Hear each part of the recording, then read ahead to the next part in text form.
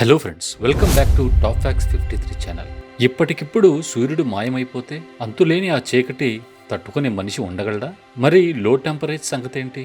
సూర్యుడు మాయమైపోతే స్పేస్లోకి ఎంతవరకు వెళ్ళగలం? మన సోలార్ సిస్టంలో ఉన్న ఏకైక నక్షత్రం సూర్యుడు. అది భూమిపై ప్రతి దానికి జీవం పోస్తుంది కూడా. మరి అలాంటి సూర్యుడు మాయమైపోతే మనం బ్రతకగలమా? ఈ ప్రశ్నలకు జవాబులు ఈ వీడియోలో తెలుసుకుందాం. సూర్యుడు మాయమైపోతే అది మాయమైన 8:30 నిమిషాల వరకు మనకు తెలియని కూడా తెలియదు. ఎందుకంటే సూర్యరశ్మి భూమిని తాకటానికి పట్టే సమయం కూడా 8:30 నిమిషాలే. సూర్యుడు మాయమయ్యాక ఆ సూర్యుని చివరి కాంతి మన శరీరాన్ని తాకడానికి 510 సెకండ్లు పడుతుంది. మరి గ్రావిటీ సంగతి ఏంటి? మన సోలార్ సిస్టంలో ఉన్న డామినెంట్ గ్రావిటేషనల్ ఫోర్స్ సూర్యుడే. తన చుట్టూ 8 ప్లానెట్స్ తిరుగుతూ ఉంటాయి.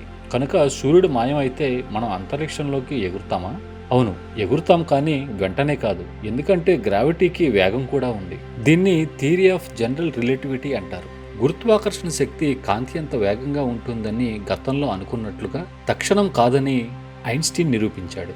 దాని అర్థం రాబోయే చీకటి గురించి ఎటువంటి సమాచారం లేకుండా భూమి సూర్యుని చుట్టూ తిరుగుతూనే ఉంటుంది. కానీ 8:30 నిమిషాల తర్వాత సూర్యుని ఆఖరి రేస్ భూమిని చేరుకున్నాక శాశ్వతంగా ఉండే చీకటి ఒకటే మన ప్రాబ్లం కాదు. సూర్యుడు మాయమైన తక్షణం భూమి 18 మైల్స్ పర్ సెకండ్ వేగంతో స్పేస్లోకి ట్రావెల్ అవ్వటం మొదలుపెడుతుంది.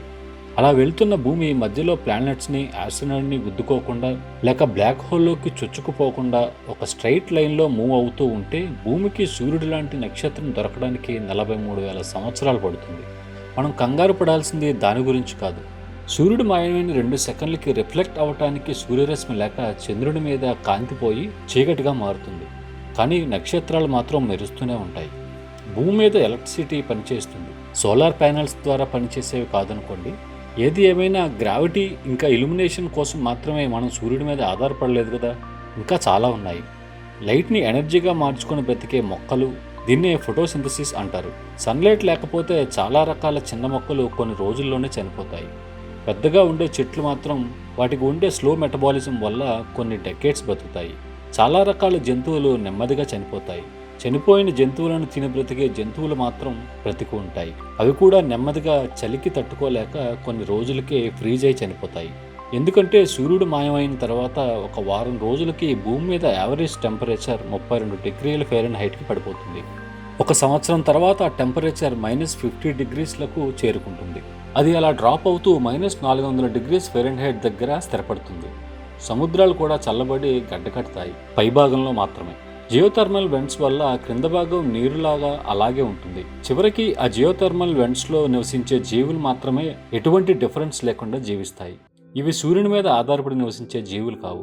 అవి కొన్ని బిలియన్ సంవత్సరాల వరకు బ్రతకగలవు. భూమి మొత్తం గడ్డకట్టి ఒక ఐస్ రాక్ అయ్యేంత వరకు ఇవి బ్రతుకుతాయి. ఈ వీడియో మీకు నచ్చినట్లయితే లైక్ చేసి షేర్ చేయండి. Thanks for watching.